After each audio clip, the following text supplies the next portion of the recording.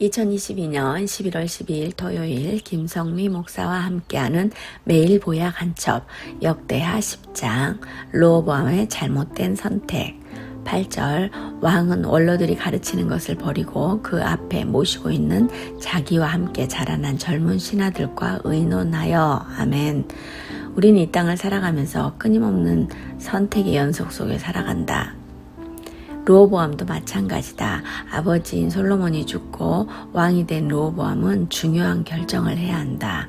솔로몬의 때에 왕의 낯을 피하여 애굽으로 도망을 갔던 여로보암이 솔로몬의 죽음을 듣고 다시 돌아온다. 그래서 자신이 메고 있던 멍에를 가볍게 해주며 왕을 섬기겠다고 한다.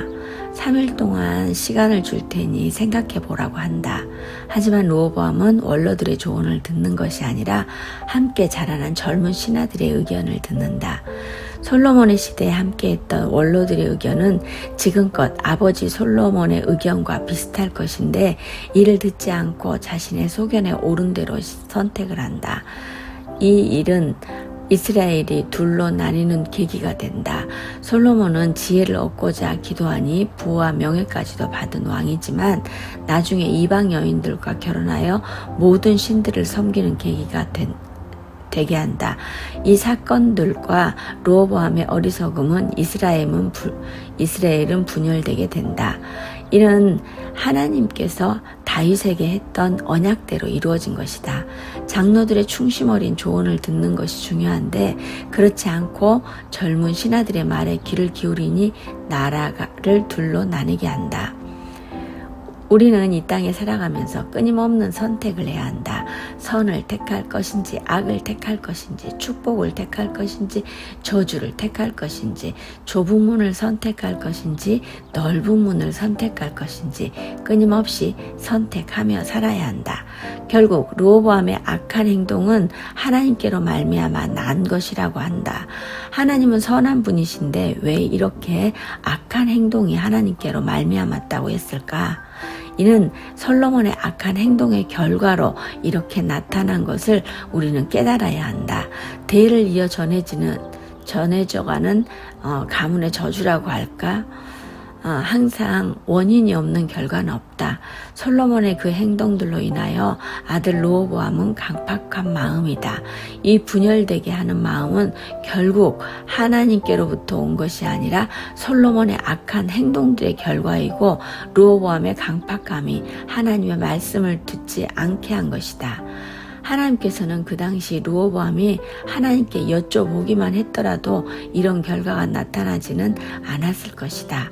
르호보암의 잘못된 선택은 나라가 둘로 나뉘어지는 결과가 된다. 항상 우리의 결정함의 중심에는 하나님이 계셔야 하는데 그 중심에 사람이 있으면 항상 욕심이 들어간다. 이 욕심은 악으로 가는 지름길이다. 내 주위에는 연세 드신 분들이 많이 계신다. 들어보면 틀린 말씀이 없으시다.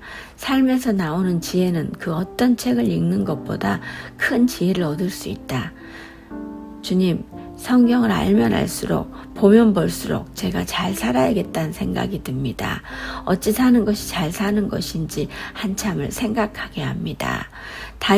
다윗은 그렇게 신실함에도 성전을 지을 수 없었고 솔로몬은 지혜뿐만이 아니라 부와 명예까지도 모두 받아 잘 할 줄 알았는데 결국 이방 여인들을 들여서 온 나라가 이방 신들의 천국이 되고 르호보암은 아버지의 그 완악함 때문에 강팍감으로 내민 손을 뿌리쳐 결국 그 많은 지파들이 등을 돌리게 하는 상황입니다.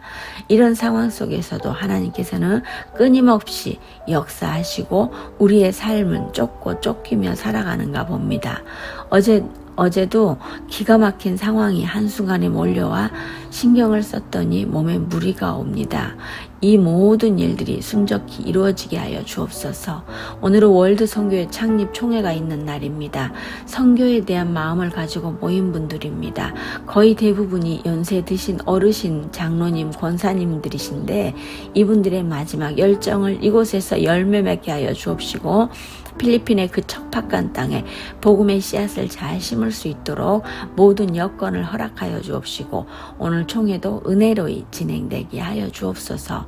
신사 행복한 교회를 위해 기도하고 후원하시는 모든 분들을 주님의 이름으로 축복합니다. 이분들의 삶이 하나님만 바라보며 묵묵히 나아갈 수 있도록 모든 여건을 열어주옵시고 온전히 주님 영광 위에서만 사용하여 주옵소서. 주님, 오늘도 저를 보며 행복했으면 좋겠습니다.